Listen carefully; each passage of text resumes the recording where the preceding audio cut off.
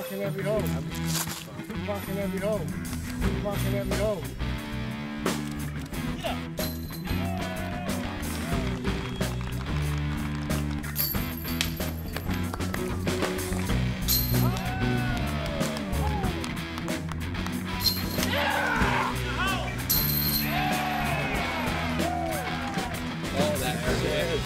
There it is.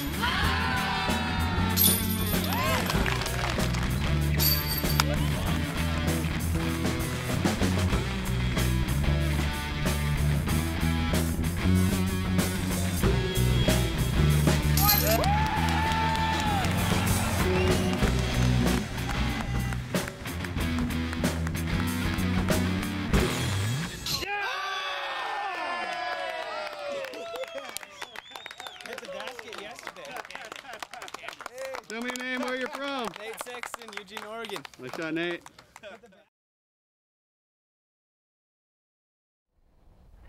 Welcome, and thanks for tuning in to Disc Golf Live Video Magazine. Our survey of the disc golfing world this episode brings us action from a couple events with uncommon formats. One match play, the other a team event, plus a couple other bits thrown in along the way. We'll get things started after this.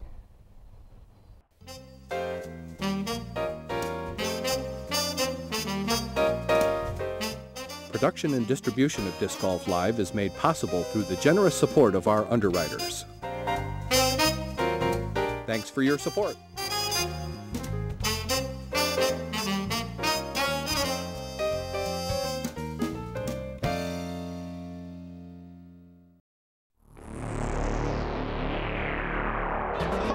Have you started your class collection yet?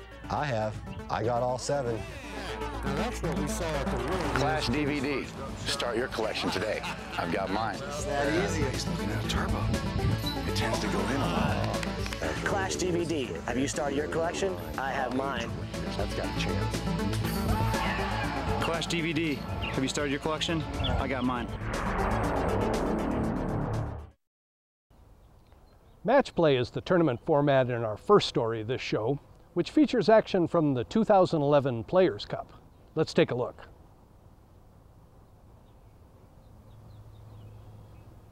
We've done the 2 minutes. It's time to start.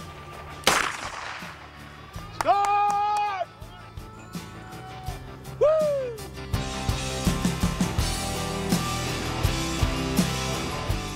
Welcome to the 2011 Players' Cup, presented by Vibram Disc Golf. The Players' Cup is the World Match Play Championship, featuring the best players in the world and the biggest payout in any match play format. Let's whittle this thing down to 4 players. We start with the Disc Nation quadrant, where Nico Locastro, Eric McCabe, Paul Ulibarri, and Nick Gagne have to be the players to watch. Let's see who advances to the Final 4. We start out the action with last year's winner, Nico Locastro, versus Adam Hernandez. Adam Hernandez, almost with a put-in from the drop zone, would have put some pressure on Nico. Adam made a couple unforced errors, and you can't afford to do that against Nico Locastro. Nico moves on 5 up. On the other side, John Fowler with a beautiful drive on hole 12 against Dave Hemmeline, who responds with a fantastic drive on hole 12. John Fowler had a little too much tank in the gas for David. That looks good. Look at this beauty on hole 9. Nice shot, Johnny. So that put Nico Locastro up against John Fowler in the second round. Nico, very low drive, gets around the trees, a very nice upshot. Through the first 9 holes, Nico was up 4. John Fowler on hole 4 manages to win a hole, but it was not enough. He was in trouble all day, and against Nico, that's going to leave a mark. Nico, 6 up with 4 to go, advances to the Sweet 16. So up next in the second bracket of the Disc Nation Quadrant is Nick Gagney of Maine versus Shannon Fosdick of Texas. Shannon jumped up quickly on taking the first 2 holes. Nick Gagney responded, and then on hole 12, the battle turned. Nick Gagney with a beautiful drive, leaving himself about 25 feet, and Shannon Fosdick has this for birdie. Nick would miss his comeback putt. Shannon would follow up with this on hole 13 and take it to the bank. Shannon Fosdick, with one of the big upsets in the first round, advances to round 2. He'll be taking on the winner of Adam Hunt and Steve Mills. Adam Hunt with this beautiful drive on hole 12. Steve's up 2 with 7 holes left. Off the basket. Adam has this to close to 1. Steve would go on to win 3 up with 2 to go. So that leaves Shannon Fosdick versus Stephen Mills. And on the very first hole, Stephen Mills in trouble. Shannon Fosdick, a 13 seed in the Disc Nation Quadrant, needs this to push the second hole. And we've got a battle on our hands. Stephen Mills, the number 12 seed, going against Shannon Fosdick, number 13 seed. One of these two will advance to the Sweet 16. On hole 3, Stephen Mills is in trouble. Shannon Fosdick to take the hole. Easy pickings. On hole 4, misses the tree, gets the skip. Shannon Fosdick has all kinds of setup. Stephen Mills would make a nice comeback, but Shannon Fosdick advances to the Sweet 16. After Paul's beautiful approach shot, he has a little 15-footer, makes good on it. Paul takes a 3 and will take the 7th consecutive point against his opponent, Ron Silman. We've got Paul putting for par here on hole 8. Oh, and Paul comes up short. I know he's going to be really disappointed with that. Okay, maybe he's not. Paul's having a good time. Paul's having a good time out here. He is going to push his first hole. Oh, he's not even going to make his competitor. Wow, that is sportsmanship at its finest, ladies and gentlemen. We got to push. Ron is ecstatic about his push. Jim Oates and Scott Bertard are on the other side of this card. Here's Terry Miller with the call. Scott Bertard on the tee. And he has done so. It needs to get up and over the water. He is going to just barely clear it. And he goes with a wider Anheuser, and it needs to get over. And unfortunately has landed OB. Now up 2 points is Scotty Too Hottie. He is coming in hot. He wants it. And he has stayed safe here on the island green of hole 9. Jim Oates going with a forehand, coming up high. And just barely OB. Jim will be giving up another stroke here on hole 9. And Jim Oates would make a bit of a comeback, winning 3 of the last 6 holes, starting with that hot drive on hole 12, and some help with Scott Bertard on hole 13. Here we are for the approach shots. Jim Oates.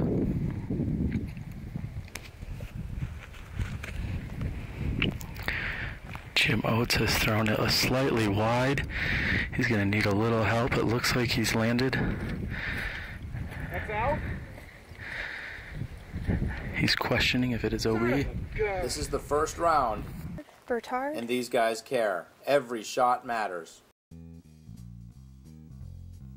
The Professional Disc Golf Association is the governing body for the sport of disc golf. From local tournaments to the amateur and professional world championships, the PDGA oversees sanctioned events for disc golfers of all skill levels. The PDGA is a not-for-profit organization dedicated to promoting disc golf around the world. To learn more about the PDGA, visit www.pdga.com. Get out and play a round of disc golf. The sport of the future is here today.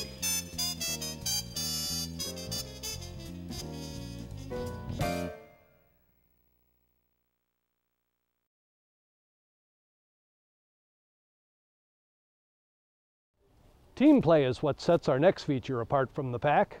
For action from the Virginia Team Invitational, we turn things over to Billy Crump. Hello, I'm Billy Crump, and today we are in Spotsylvania, Virginia. It's the first day of spring 2010, and oh, is it a beautiful day.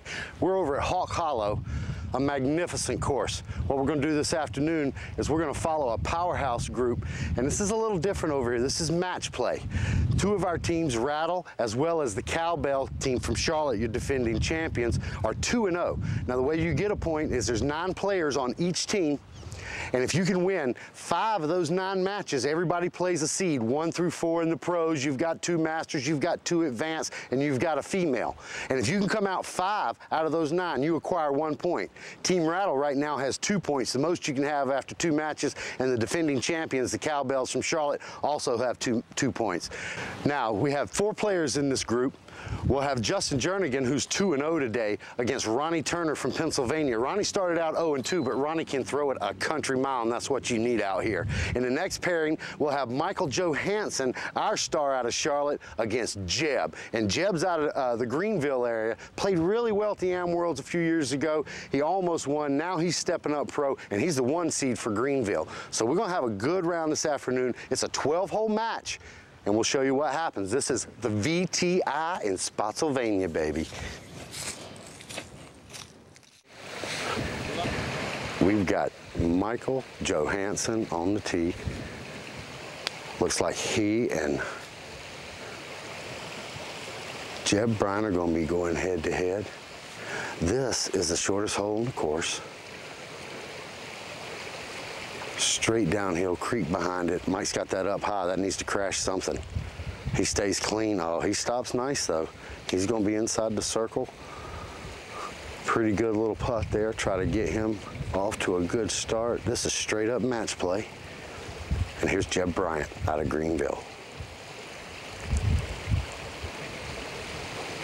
Oh, Jeb's got a good line. Needs to get a little air.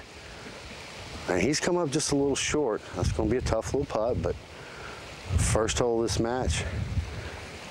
Here's former Am World champ, Justin Jernigan.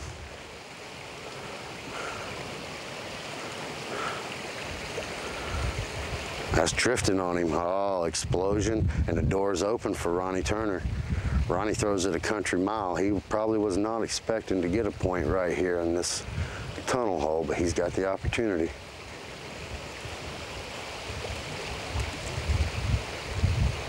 Oh, that's a little early, but it's drifting. That's a good-looking shot, and he's definitely going to scoot up there. He's going to be about 22 feet, and he's got a huge advantage over JJ. We're off. This is Saturday afternoon, March 20th, 2010. This is the Virginia Team Invitational, and that's Justin Jernigan of Team Rattle leading the way there.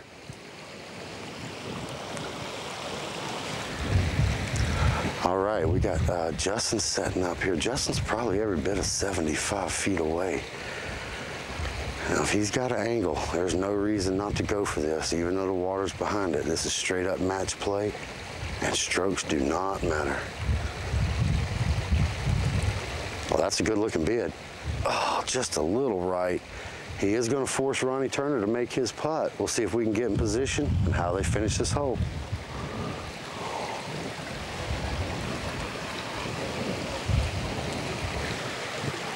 All right, looks like they have decided that Jeb Bryant is out. Jeb's probably about 22 feet, which means Ronnie Turner's inside of that. Jeb needs this to force Michael Joe to keep up.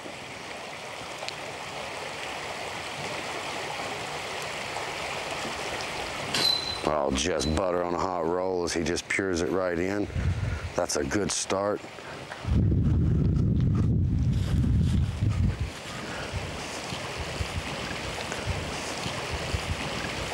All right, we got Ronnie Turner now, and Ronnie just a few feet inside of Jeb. This is for a point on Justin Jernigan.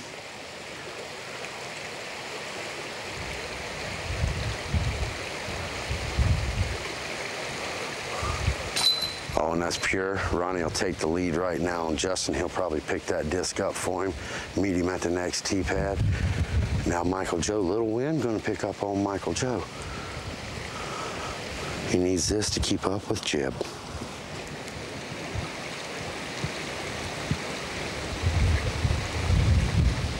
And he does. We'll try to get in position for the next hole. That's hole 13 here at the VTI.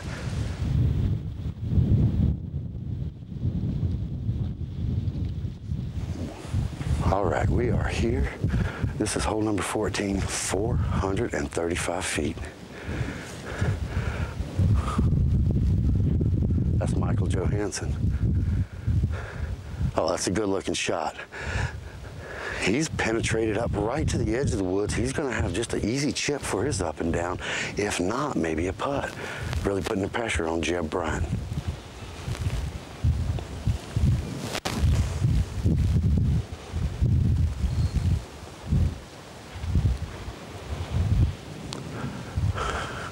That's Heiser just a little bit there. Jeb's going to be in trouble if he's not careful. He's over there in the limbs of a tree that's down. He's going to have a tough upshot.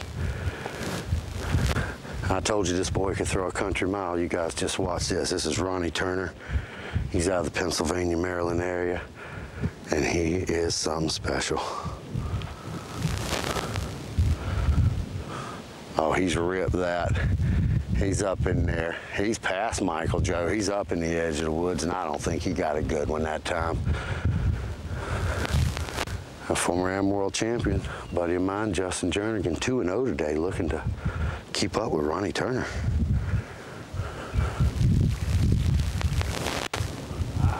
Oh, and Justin does not like it. Noses up. It's Heiser and over. He doesn't even make it to the limbs of the big tree. He's up under the big tree. He's going to have a tough up and down. Down 1-0. This is the second hole. That's hole number 14. And we're off here at the VTI.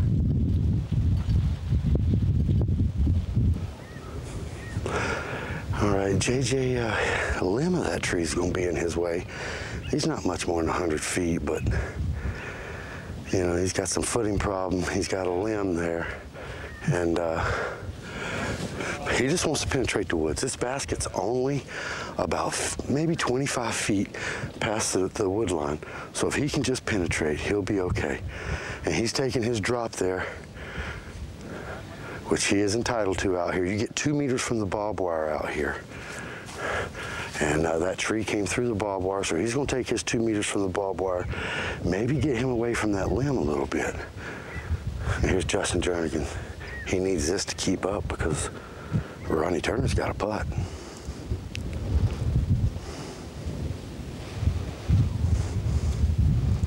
Oh yeah, that's what you do when you're a North Carolina Woods player. You just pure it right up in there. Justin will have him an easy 3. He'll force Ronnie to make that putt. And now Jeb Bryant.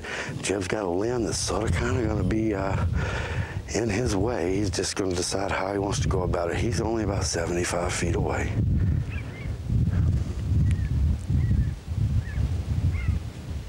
He's got it up in the mouth. Plenty of woods holes down in Greenville as well. As he can attest to, that'll get him up in there. We'll try to move up and see if we can get a couple of these birdie putts for you. Now there's Michael Joe. Oh, just a little low. Good opportunity for a 2 there. Now Ronnie Turner, he's right at the wood line. He's about 45 feet maybe just inside that uphill. And Ronnie will give this a chance if he's got a lane.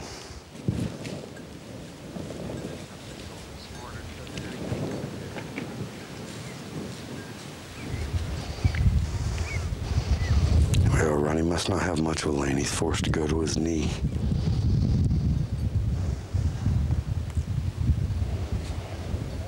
Oh, off the left edge of the tray and to the back. Justin liking that as he will not lose a point to Ronnie there. They'll push. Looks like MJ and Jeb will push. We're going to get on up to the next hole. A letter hole. Next, we turn to a new contributor. We've seen regular online postings from a crew calling themselves Disc Golf Me TV, and producer Jesse Oquist sent over a sample.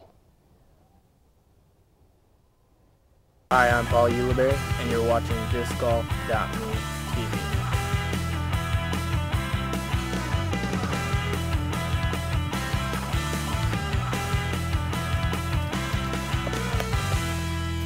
That was awesome!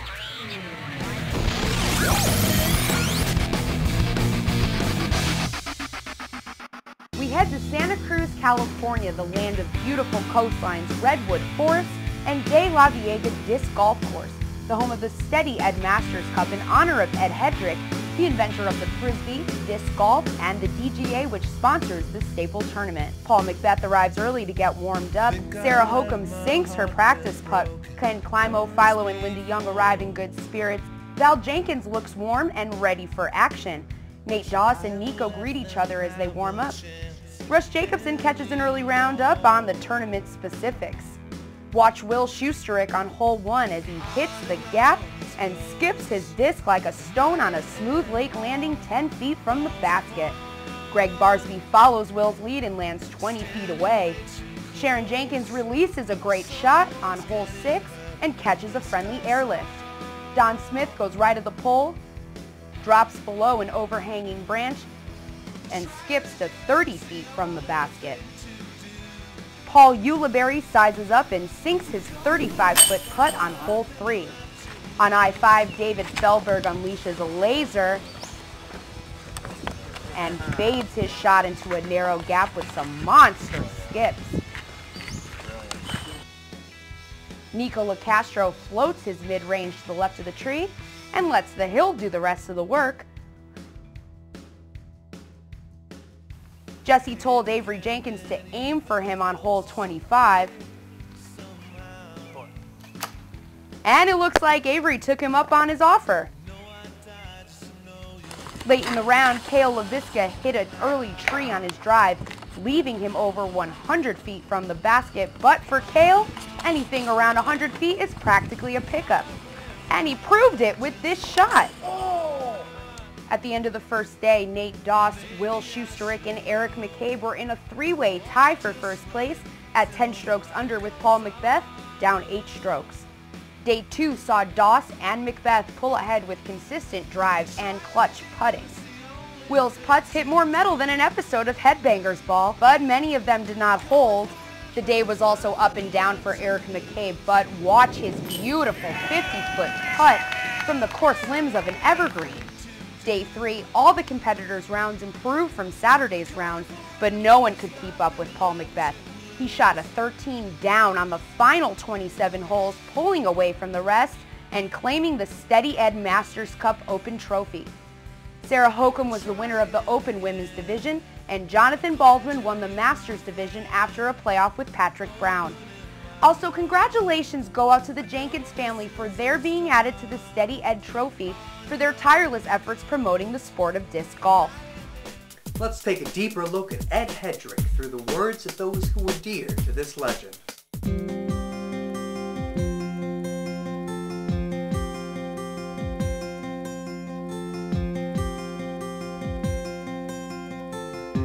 My name is Scott Kesey. I'm the general manager at DGA, Disc Golf Association. I am Farina. I met Ed. We got married in 1997. Steady Ed was obviously the father of disc golf, the inventor of the modern day Frisbee, the inventor of the disc golf pole hold, which was the item of the sport that needed to kind of define the sport of disc golf. My brother said there was a disc golf course there. I was already a ball golfer, so it came natural to play golf. I like to throw Frisbee, so it was a good meld. And started playing on the wooden posts out there and didn't really think much of it at first, you know. But then the city bought some baskets and they put the baskets in. That kind of changed the whole perspective of it. Before that, people were throwing at trees and bushes and different things like that. And by creating the chain basket, it finally gave the object that people were shooting for when they're playing disc golf. I look up to the man for inventing the target that hooked me into this game. So there was a lot of admiration there by me. And I'm sure he had some admiration back for what I did in this game. And it was too short is what it was, you know. I only got to know him for 10, 12, maybe 12 years or so. He's a great man. He did more than just invent the disc golf basket as well. Generosity, he spread the word, and he was giving a bunch of poles here and there, teaching everybody how to play. When he was outdoors, he just loved the people. He enjoys it.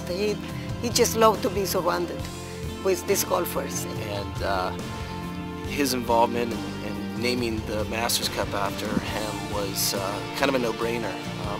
After being up in Lakeport for a number of years, he made Santa Cruz area his home. Loved this area, loved disc golf in this area. And after passing, probably within 2 years after he passed, we renamed the Masters Cup after him. DiscGolf.me TV sits down with Tour Pro Big Germ Jeremy Colling in this week's Drive and Approach. 6 years ago, this week actually, this is the middle of May, I came home from college at Appalachian State in Boone, North Carolina, where I was playing a lot of Ultimate Frisbee. And a couple of my friends from high school were going out to a park called Renaissance that most people have heard of by now. And we decided to play around disc golf, and it was just the first time, and it was just instant love. That summer when I started playing in 2006, I was a camp counselor, and it was the first time I'd ever done that. And it was at a camp in the mountains of North Carolina where they had a disc golf course. I became a disc golf instructor because I was really wanting to learn how to play myself, and so while I was teaching the kids how to play, I was also actually teaching myself. When I came back from the camp that summer, I just really wanted to get involved as much as I could. So I was going to all the club events in Charlotte, and we were having probably 3 or 4 club events a week. Now we're up to like 5 or 6 club events a week. I was playing all the time. It was all I wanted to do. It wasn't long before I was throwing as far as people who had developed their skills for many more years than I've been playing. I'm 6'6", so distance was always easy for me just because I can create a lot of leverage, and it was just something that was really natural for me. When I was still playing amateur, Discraft took a risk and they picked me up in the winter of 2008. They don't do that very often, so it meant a lot to me. And later that summer in Kalamazoo, I went on to win the 2008 Amateur World Championships. And that really changed my life. That was a big goal for me. And from there, I started playing pro and made it my livelihood. And now I travel around and I make it my living. Thanks so much for watching. We'll see you next time.